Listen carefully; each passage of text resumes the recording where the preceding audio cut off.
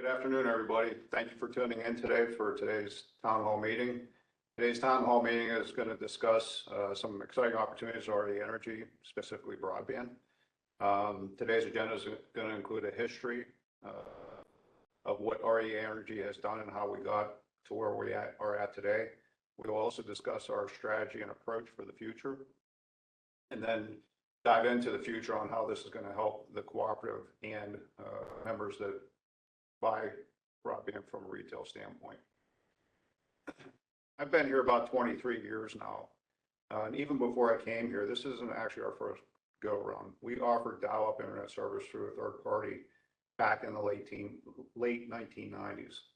Since I've been here, we've been on a mission to try and get broadband to members for the last 23 years and looked at a lot of different technologies. Some of those technologies included the dial-up, DSL, broadband over power lines, which looked promising but never came. The technology never proved itself out. We looked at wireless solutions, and it brought us today to fiber and wireless solutions, because wireless solutions continue to evolve and get better and better. The reason why we were interested in getting into broadband is rural communities across Pennsylvania and across the nation have been losing population. In particular, Cambria County and Indiana counties. And so from a strategy standpoint, REA Energy looked at how do we make it inviting for people to want to move to our communities, stay in our communities that have been born and raised here. So on the electric side, we always made sure to keep very reliable electric and keep costs as low as possible to try and make that utility that we are in control of, to make it so it's affordable for families to move here. But the other thing that we looked at is what other types of solutions can we have? And broadband kept on coming up as at the forefront of another utility we could look into that would make it inviting for people to move to the county and stay in service territory. That actually comes down to one of the, or parallels one of the Rochdale principles, which is a concern for the community. And the common good of the community. And REA Energy follows those 13 Rochdale principles as a guidance, and internet really fulfilled that concern for the community. But also, over the last 23 plus years, the grid itself has changed. We're in an environment now where there's electrification of the economy. For the first time ever, we have electric. We were used to pushing electric to the homes and businesses, and now we actually have businesses and homes that push electric back to us, called distributed generation, whether that's through solar or some other type of distributed generation. But more importantly, when COVID came around, it showed that there was a huge need for our residents, our students, our businesses to have broadband so they can work from home, educate from home, and grow businesses from there.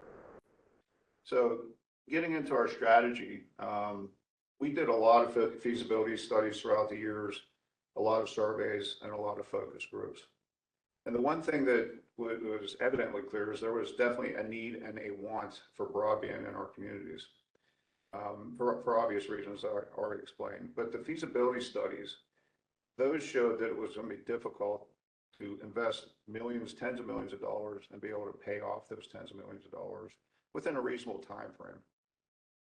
So in order to make it work, and luckily for us, since we are a co-op, there's about 200 to 300 cooperatives that are doing broadband throughout the country in some way. Everybody does a little bit differently. So we were able to kind of take a best practices approach to what we plan on doing. And one of the things that we kept on hearing about over and over and over is to find a good partner, somebody that has the same values, that is local, that can bring in expertise. And that partner ended up being In the Sticks, or ITX. I've known the owners or the former owners of ITX for many, many years. They had a strong concern for the community, much like we do, which again aligns with the Rochdale principles. They were local folks that really participated in trying to make it work. And there was a program back probably around 2008, maybe a little bit earlier than that, called Cambria Connect. There were 6 companies. It was a wireless investment that Cambria County made. There were 6 companies participating in that, and 6 companies that participated in that, and 1 company survived, and that was in the sticks broadband. And since then, in the sticks really progressed with their wireless, but then also got into building fiber. So with the common goals in mind and what REA could bring to the table, REA had the financing and the infrastructure, and the sticks had subscribers already. They had a broadband infrastructure, and as I had said, we're starting to get into the fiber optics. And so we felt it was a match made in heaven, so we did go ahead and purchase in the sticks and came up with a strategy that I'm going to go through a little bit later on in this presentation. Our approach is to come up with something that's future-proof. I mentioned some of the technologies. Broadband over power line, again, never came to fruition. You look at DSL, which is using phone lines, that is now considered slow. Satellite never really worked out like it was supposed to. And even coax cable it is starting to slow down because the demand for broadband has gotten so high. We went from literally 25 years ago, dial up at 56. Now we're up to 1 gig. When you think about 1 gig of use in a home, that would have been unimaginable 25 years ago. And the one thing with technology is it starts to advance exponentially. And that's where we feel we're at. And there's only one technology that can keep up with that for the future, and that we believe it is fiber. But also a technology that advances. So we will still be using wireless technologies because in that industry, it has been advancing. So wireless technology now offers very fast speeds. We will use that with our fiber in order to serve as many people as possible. So we wanted to build a network that, for number one, provide RE Energy tools for grid management. And grid management is kind of a broad brush stroke as far as what our needs are. I'd mentioned a little bit earlier that the electric grid is changing. And when I say electric grid is changing, there's many variables as to why we need to have intelligence out there. And fiber broadband is the only way to get that works fast enough to make our system reliable. So everything from generation coming offline. So the fossil fuel coal plant, for instance, Homer City has come offline. You have solar, people putting on rooftop solar. You have electric vehicles. You have people that want to manage their energy consumption in their home. You have electric companies that would like to educate our members on how to be more energy efficient. All that requires broadband. There's safety protection that has to be in place for the generations coming back on our system. That needs to have a fiber connection. So that is the number one goal, is to get a smart grid out there and build a fiber grid. The other is to, hey, if we're going to build this grid for our own use, how can we use it to help our members? So offering broadband or retail broadband to our membership. And then, of course, we're going to enhance those fiber builds by offering modern wireless connections so we can help as many people as possible get good, reliable, efficient broadband. So to talk about grid management a little bit more, every time somebody turns on a light or turns on an oven or a water heater, that increases demand. And about a week or so ago, we had some very, very hot days. On those days, there's a peak demand that is very expensive for RE Energy and most electric distribution companies.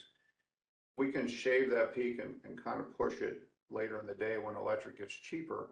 That saves us money, which of course gets passed on to the members because we are a nonprofit organization, and it keeps our rates low. And it has worked.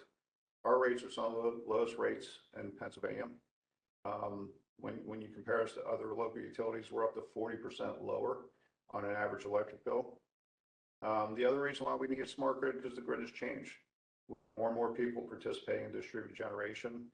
Again, pushing solar generation onto our system.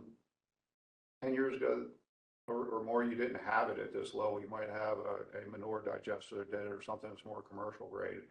Now we actually have several households out there that have rooftop solar pushes onto the system. That is not something that electric companies ever prepare for, accepting electric as opposed to providing electric. And the reason why the one point that we need to highlight for that is when you push electric onto the system, there's a lot of safety concerns. There has to be a lot of protective equipment, and fiber broadband, because it is so fast, is the only thing that can work to ensure the safety, not just for our employees, but also people at large. Overall electrification of the economy with electric vehicles, again, distributed generation, heat pumps, that's going to take a level of intelligence within the home that is not available without broadband. So we want to give our members that option. So if they want to participate in all the options are out there, they can do it and maximize its use by having broadband into their home. We do have a lot of generation leaving the grid. So I believe in the future, we're going to have a different approach to how we consume electricity and when we consume it. And again, broadband is going to allow that to happen.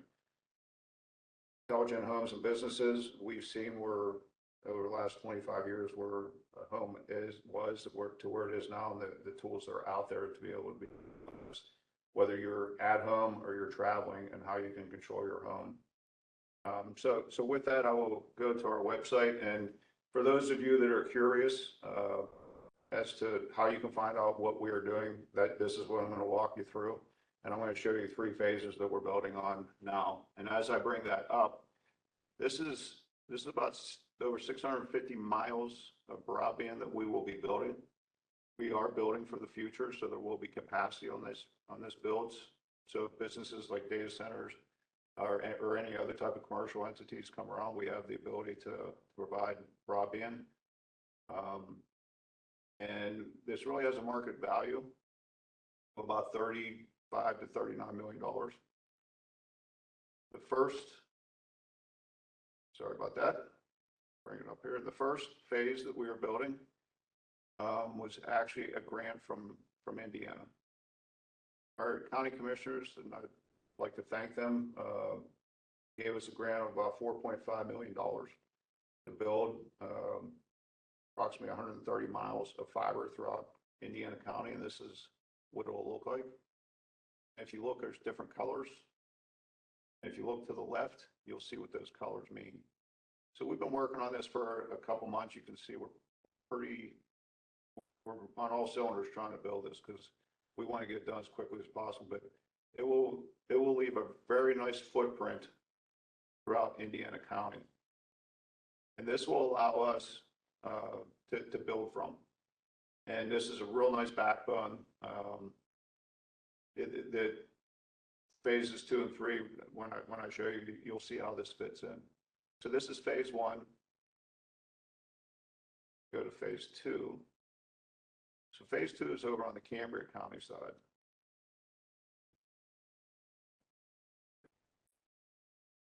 All right, so phase 2 is on the Cambria County side. Now this is just phase 2. But this is getting to the eastern side of our territory, and we're heading west. So if you can remember, the Indiana kind of build kind of went like this. It'll connect up to what we'll call phase 2. Phase 2 will have a heavy footprint within Cambria County. Just to point out a couple of these voids here where you see that there's no fiber, that's because we already have fiber there. So this will all be connected. Then getting to phase 3, this is our biggest build, and I'll get into some timelines after this. So phase 3, you can see, is a much larger build. Again, the phase 1 or Indiana build kind of went like this, and you have the Cambria County build. So you can see by the time we're done with this, we'll have approximately 650 miles of fiber, again, built for the future. But it's not just the 650 miles of fiber. We're going to have a lot of wireless infrastructure along the way to try and serve as many people as possible. The fiber routes in particular are going to be going past membership homes of the cooperative, but the wireless will go to both. Not that we won't run fiber to non-members, we will, but for now we're looking to serve our members first. So again, a couple of statistics to think about. 650 miles of fiber, that equals about $35 million from a market perspective. We're building it less than that because of our acquisition of In the Sticks. We're very proud of that acquisition. I think it's going to work out very well. A couple other points. This is a multi-year project, so this isn't going to be done this year. You know, we're probably going to be about 2 years to 3 years out, depending on availability. There are still some supply chain issues out there, but depending on availability, we'll be done in 2 to 3 years. Once we build to your area and we are ready to start connecting members and subscribers to the system, be notified at that point. However, if you're curious as to what the progress is, again, you have this color coding, and you can go to the REA website, go under broadband, and then there's a hyperlink there to get in the sticks, and you can look at this, and it is updated on a regular basis. And really, this is, aside from just offering this to members, we are really looking to make sure we're ready for the future. We want to stay ahead of the curve. We've been trying to make this work for so long that the one thing we realize is we have to stay ahead of the curve so we can make sure that we're servicing our members and just the community at large as much as possible. Because once this, we've already been contacted by data centers that would like to look to locate to this area. Now we've made it so they can. REA Energy can provide the electric as far as very good, reliable electric that's very affordable and very efficient. Now the same thing with broadband. REA Energy has already been through this situation in the late 1930s. The large electric utilities back in the late 1930s did not want to electrify rural America because as the feasibility study said, you can't really make money there. Same thing happened with broadband. And broadband's a little bit trickier because the technology changes so much, and that's why we focused on fiber, because fiber has been around. It's a tried and true technology that can be scalable up to many gigabytes of speed. So fiber is definitely that, I won't call it future-proof, but for lack of better words, future-proof technology that will be around for a long time that can be scalable. And that way we're staying ahead of the curve. That way we can service the new technologies that are coming out from electrical standpoint and making it so our electrical grid is more efficient, reliable, but also being able to service new types of businesses that come around, such as data centers. Interesting statistic, data centers are very energy intensive. I've read where by 2040, that they may consume 25% of all the electricity in the United States. When you do a search on any type of AI platform, it could be up to 2.9 watts every time you do a search. You can imagine more and more that gets used, and that's just somebody looking for a question on a device such as an iPad. Take that and you times it across millions of people and how many searches are going on, you can see why that consumption gets so high. So we have the electrical piece covered. Now we're covering the broadband piece to make it more inviting for businesses to come here. With that, I hope you enjoyed the update. We will have more updates as time goes along, and want to make sure that you come to our annual meeting. There will be invitations sent out for September 19th, and we will get in more depth, and we will actually have in the sticks there for questions as well. So thank you for your time. I hope you enjoyed the update.